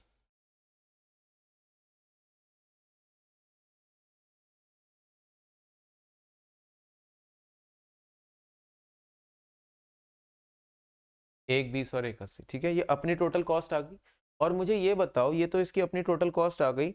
अब आपने जो कॉर्नफ्लेक्स जो ये बेचा, ये बेचा, ये क्या था? भरा डब्बा। ये क्या था? भरा कार्टन। भरा कार्टन का मतलब कार्टन प्लस कॉर्नफ्लेक्स दोनों। इसके अंदर सिर्फ आपने किसकी कॉस्ट ली? कॉर्नफ्लेक्स की, ठीक है ना। देखो, ये जो डिवीजन है पैकेजिंग वाला, ये कार्टन बेच रहा है, ये कार्टन बेच रहा है, और आपने कार्टन की कॉस्ट ले ली। ये कार्टन नहीं बेच रहा, ये बेच रहा है कॉर्नफ्लेक्स प्लस कार्टन। ऐसे ध्यान रखना, कॉर्नफ्लेक्स इन कार्टन, ये बेच रहा है कॉर्नफ्लेक्स इन कार्टन। तो तुमने अभी तक कॉर्नफ्लेक्स की कॉस्ट ली है, अभी कार्टन की कॉस्ट लेनी बाकी है, अभी कार्टन की कॉस्ट लेनी बाकी है। तो ये अपनी टोटल कॉस्ट आ गया, और इसको मैं बोल रहा हूँ ट्रांसफर कॉस्ट। जैसे ट्रांसफर प्राइस है तो ट्रांसफर कॉस्ट, ठीक है। और ये जिस प्राइस के ऊपर बाजार में बेचता है वही प्राइस का मेरे को देगा, तभी तो मतलब है TP set equal to market price, TP set equal to market price, इसका यही तो मायने होंगे। 77,000 का है जो बाजार में बेच रहा है उतने पे ही मेरे को देगा, और बेसिकली ये जो बाजार में बेच रहा है ना 70,000, that is not the sales revenue, ये ट्रांसफर रिवेन्यू ही है, ये ट्रांसफर रिवेन्यू ही है, ठीक है ना। ये 2 लाख है आपका सेल्स रिवेन्यू, ये 2 लाख सेल्स रिवेन्यू है। सर क्यों? बिकॉज क्वेश्चन में ये लाइन बोली थी कि the production division purchases all the cottons from the packaging division. तो जो सारे के सारे कार्टन वो पैकेजिंग डिवीजन वाले से खरीद ही लेगा, तो पैकेजिंग डिवीजन वाला बाजार में क्या ही बेच पाएगा। ये तो बताया नहीं कि पैकेजिंग डिवीजन वाले के पास बहुत अथाह कैपेसिटी है, बहुत सारी कैपेसिटी है, वो क्या नाम है कॉर्नफ्लेक्स वाले को बेच देगा, उसके बाद मार्केट में भी बेच देगा, ऐसा तो कुछ बोला ही नहीं है। तो यानी मैं यही मान के चलूंगा कि पैकेजिंग वाले की भी उतनी कैपेसिटी है, 5,000 और 8,000 की एज द केस में भी, ठीक है। तो ये जो 77,000 है बेटा जी ध्यान रखना, that is the transfer revenue, that is the transfer revenue, ठीक है ना। और इसी तरीके से जो 95,000 है ये भी ट्रांसफर रिवेन्यू है, और जो आपका ये 2 लाख है ये सेल्स रिवेन्यू है, और ये जो 3 लाख है ये भी सेल्स रिवेन्यू है, एक्सटर्नल कस्टमर के पास जा रहा है। चलिए, तो इधर ट्रांसफर रिवेन्यू हो गया, तो ये इधर इसकी ट्रांसफर कॉस्ट बन जाएगी, ठीक है। और इस केस के अंदर ये आ जाएगा 95,000, तो प्रॉफिट आ जाएगा डिविजनल प्रॉफिट,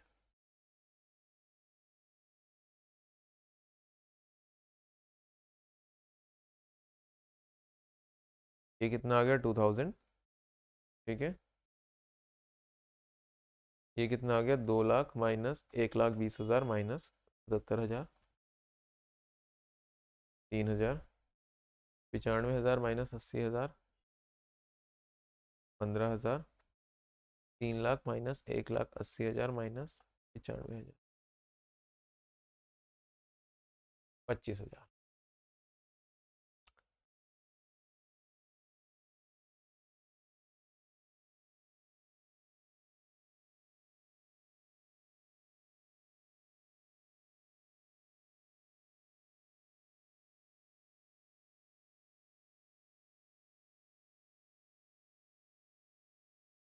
समझ में आ गया?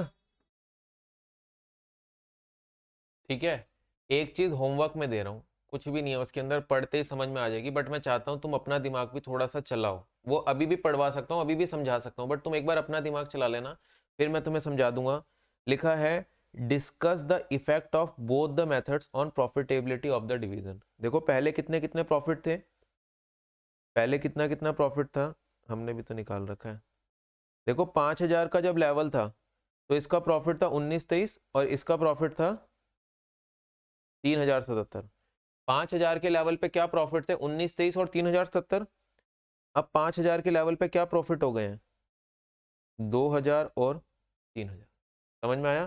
पहले 5,000 के लेवल पे डिवीजन 1923 और 3,070 कमा रही थी, अब हो गया 2,000 और 3,000, स्लाइड चेंज आया है, वो 1900 कुछ से बढ़ के 2,000 हो गया, और वो 3,077 से गिर के 3,000 हो गया, मतलब 77 का शिफ्ट हो गया, 77 से ये बढ़ गया, और 77 से ये गिर गया, ठीक है। इनके ऊपर कुछ परसेंटेज लगा के आपको एनालिसिस बना के दे रखा है, वो एक बार स्टडी कर लीजिएगा। समझ आ रहा है? दूसरे में पहले कितना था, 12,308 और 27,692, 12,308 और 27,692, यहाँ था 12,308 और 27,692, 12,308 माइनस 15,000, तो यहाँ पर 2,692 बढ़ गया, और यहाँ पर 2,692 गिर गया, ठीक है ना।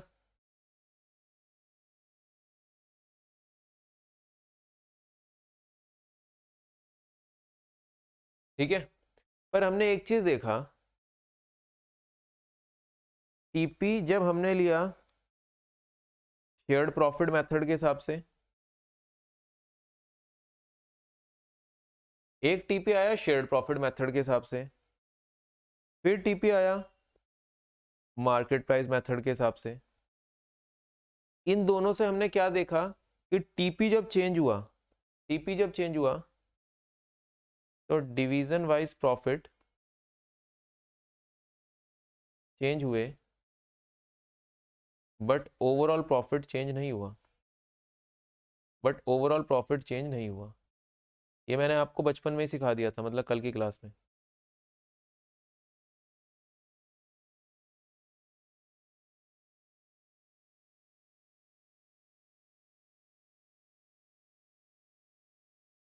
डिवीजन प्रॉफिट तो चेंज हो गए बेटा, डिवीजन प्रॉफिट तो चेंज हो गए जैसे ही आपका ट्रांसफर प्राइस चेंज हुआ।